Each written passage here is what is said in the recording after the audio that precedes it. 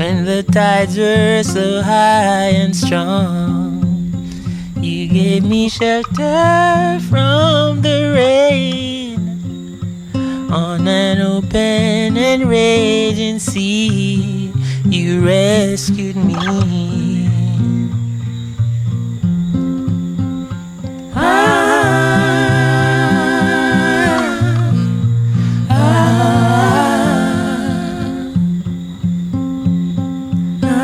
We are dropping off some packages for some of our teachers. Some of our teachers are meeting us in this space.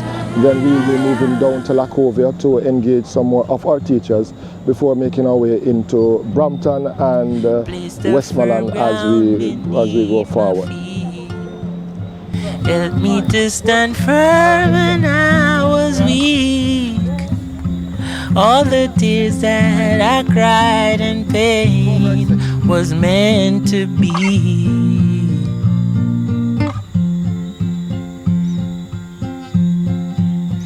And you inspired the best in me, so I could stand for what I believe. Give me peace that surpasses all. Those persons who might not have gotten just yet would get today. We are going to get to you by about Tuesday, Wednesday of next week, because we will run for another couple of weeks given what is happening at this point in time.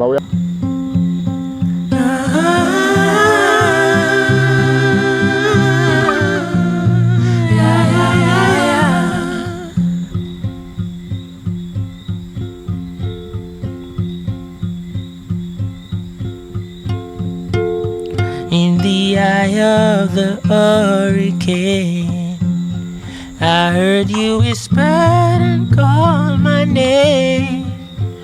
I am a witness of your quickness to rescue me. Well, I'm on staff here at Brampton Primary. I am currently the grade 1 teacher. My experience in this storm was quite traumatic. To see the roof of my neighbors, my own roof, and to be concerned about the security and safety of the elderly and the youngsters in my house, it was quite a bit of a challenge. We had one strategy that would have assisted us though, even while water was coming in on us. Get under the bed. Get under the bed, save life, protect head.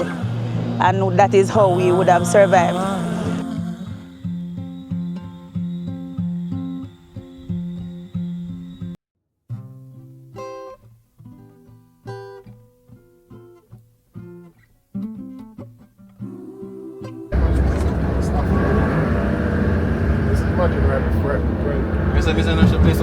This is like a dump yard. I'm telling you, serious. Right now, what's color then? White House. Infant School, which is in White House, Westmoreland. You would have seen the devastation that we have seen along the serious. This is going to be taking months and years for repairs to take place.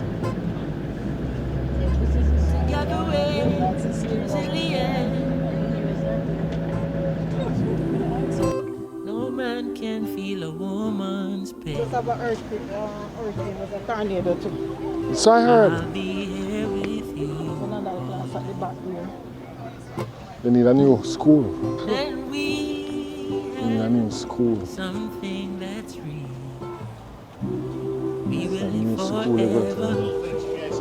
This love that we feel, and if I ever forget to hold your Boys. Yeah. Everything gone. I know it can feel like forever we've been struggling. Running to my other pants. Your love is our strength. Yeah, For now we just put in top and the back. on the bathrooms. Together we're resilient, and there is always a place to lay your head. Never replace this love with anything. kind of like you can run out of your house and go in a neighbor house, because the same situation as your neighbor.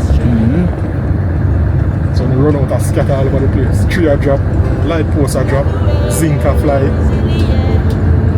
breeze a blow your way, container a roll.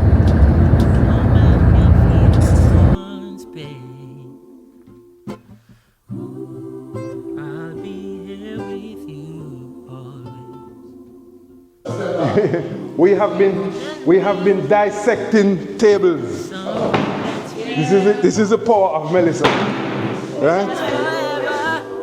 This is the power of Melissa. And bear in mind, I did some slight thing. So if you thought Melissa ravaged the boards alone, you can see what it has done today.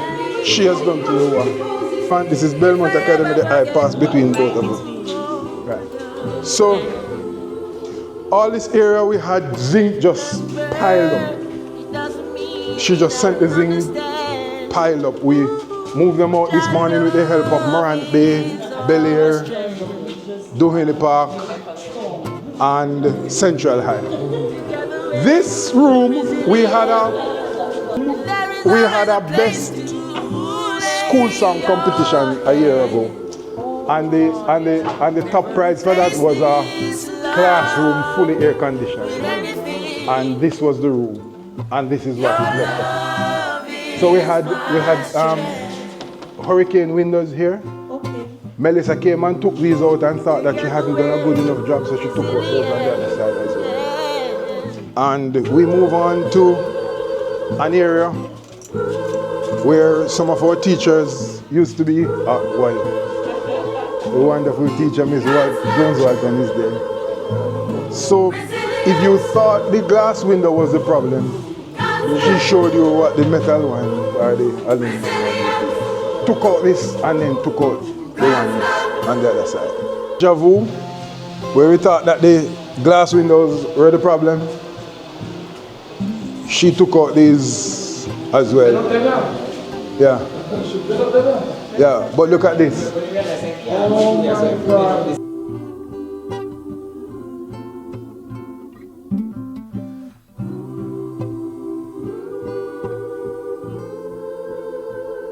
If I ever forget to hold your hand, no, we can feel like forever we've been struggling.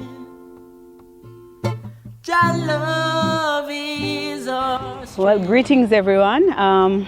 We're here in the town of Savlomar, and we are at the historic Mannings High School, the Mannings High School, started in 1738.